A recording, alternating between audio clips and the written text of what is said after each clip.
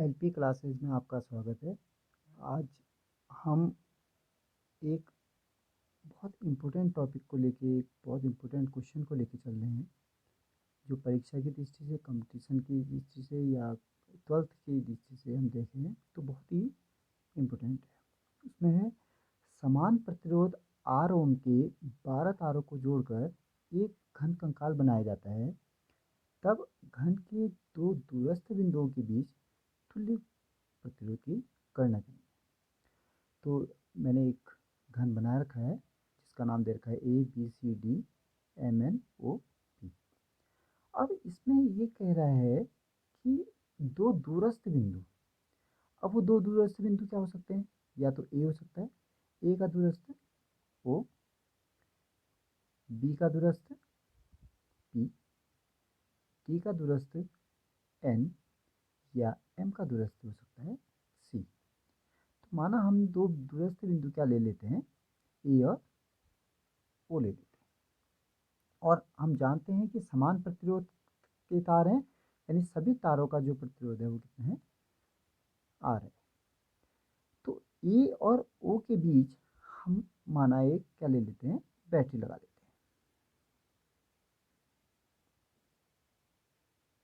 जिसके बीच में हमने तुल्य प्रतिरोध क्या करना है, ज्ञात करना है। माना इस बैटरी का जो वैद्युत वाहक बल है वो है ई। अब माना हम ये लेके चलते हैं कि इस बैटरी ई से 6I धारा क्या हो रही है, माना है उत्पन्न हो रही है, और वो कहाँ पर तक आ रही है, ए बिंदु तक। अब ए बिंदु पर पहुंचने पर क्या हो रही है, देखिए आप, ये तीन भागों में क्या हो जा रहा है, विभक्त हो जा रहा है, बढ़ जा रहा है, विभाजित हो जा रहा है। तो ये 6I धारा माना इन तीनों में अलग अलग विभाजित होने पर ये माना कितनी कितनी विभाजित हुई है, 2I, 2I और 2I। तो यहाँ देखिए ए से लेकर बी तक 2I रहेगी, फिर बी से भी दो भागों में क्या हो जा रही है, देखिए बढ़ जा रही है। तो माना वो कितनी कितनी बढ़ गई, आई और आई के रूप में बढ़ गई। इसी प्रकार से ए से एम तक भी धारा 2I आ रही है, और यहाँ पर आने पर भी ये दो भागों में क्या हो जा रही है, बढ़ जा रही है। तो वो कितनी कितनी बढ़ गई, आई और आई। और इसी प्रकार से ए से डी तक धारा आ रही है 2I, और यहाँ पर भी दो भागों में क्या हो जा रही है, बढ़ जा रही है, आई और आई के रूप में।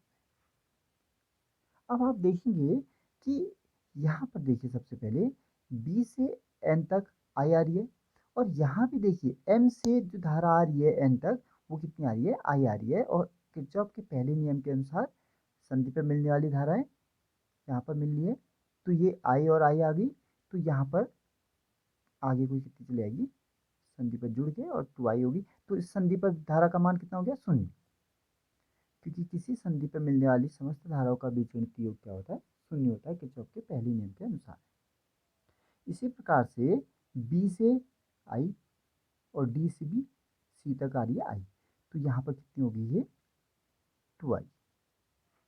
और इसी प्रकार से डी से पी पर देख रहे होंगे आप, और एम से भी पी तक वो आ रही है कितनी, आई यहाँ से आई, आई यहाँ से आई, कितनी आ गई, 2I। तो ये बन गई 2I। तो यहाँ पर देखिए अब ओ बिंदु पर ये 2I आई, यहाँ से भी 2I आ रही है, और यहाँ से भी 2I आ रही है, तो ये फिर से कितनी बन जा रही है, 6I। इससे पहले की वीडियो में भी हमने इस तरह से आपको धारा डिस्ट्रीब्यूशन समझाया था। तो आज भी देखिए इस बैटरी से हमको 6I धारा यदि मान के चल रहे हैं, तो वही 6 धारा हमको धारा प्राप्त भी हो जा रही है।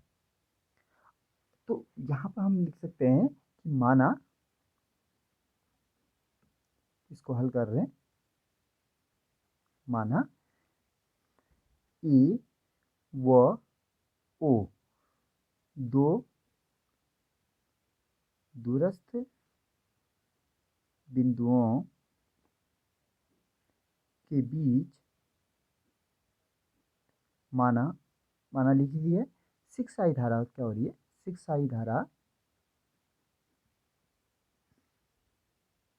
प्रवाहित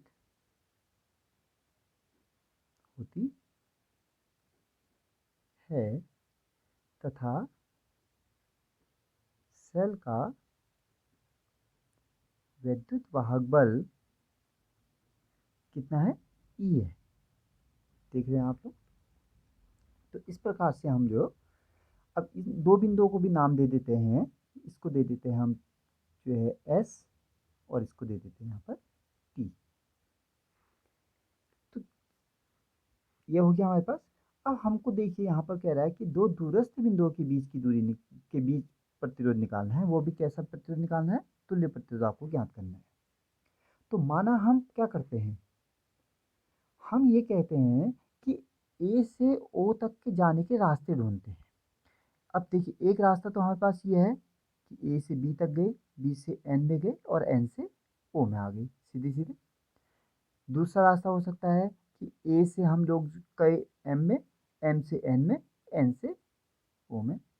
और एक रास्ता हो सकता है ए से डी में, डी से पी में और पी से ओ।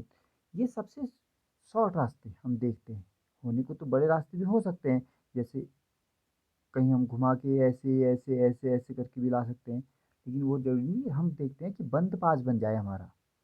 तो हम क्या करते हैं, बंद पास A B N O T S A से देखते हैं। तो यहाँ पर क्या कहता है बंद पास, किरचॉफ का द्वितीय नियम लगाएंगे। तो वहाँ पर हमारे पास देखो धारा कितनी है, 2I है, और उसके साथ जो प्रतिरोध है वो कितना है, R प्रतिरोध है, समान प्रतिरोध है सब। तो कितनी हो जाएगी, 2I इंटू R। अब ये प्लस इसलिए लिखा क्योंकि धारा की दिशा देखिए एक ही है, कहीं भी धारा जो है इस लूप में पलट नहीं रहेगी। तो इस धारा को देखते हैं तो 2IR, I into are plus, और यहाँ पर 2I इंटू आर और इक्वल टू। अब देखिए इस पूरी की जो धारा पे तो वैद्युत वाहक बल के बराबर होता है, और वैद्युत वाहक बल कितना है, ई है। तो ये कितनी होगी, 2 4 और 5, तो 5I इंटू आर बराबर ई। इसको हमने इक्वेशन नंबर फर्स्ट मान लिया। अब हम ये कहते हैं कि माना पूरे घन का तुल्य प्रतिरोध कितना है हमारे पास, कैपिटल आर। हमने इस पूरे का तुल्य प्रतिरोध कितना मान लिया, कैपिटल आर मान लिया। तब क्या बन जाएगी, ये तो पूरा आर हो गया आपके पास, धारा है 6I, तो कितने हो जाएगा 6I इंटू आर बराबर सेल का वैद्युत वाहक बल। किरचॉफ के द्वितीय नियम से हम इसको हल कर रहे हैं। तो समीकरण 2 होगी। अब समीकरण 1 और 2 से हम ले लें, समीकरण 1 व 2 से ये बन जा रहा है, क्योंकि राइट हैंड साइड बराबर है तो लेफ्ट हैंड साइड भी क्या होंगे, बराबर होंगे। तो 5I into r equal to 6I into r. I से आई कैंसिल हो जा रहा है, हमको वैल्यू चाहिए आर की, तो आर इक्वल टू आ गया 5r/6। तो इस प्रकार से हम इस पूरे घन कंकाल के दो दूरस्थ बिंदुओं के बीच का तुल्य प्रतिरोध हमको ज्ञात हो जाता है। Thank you.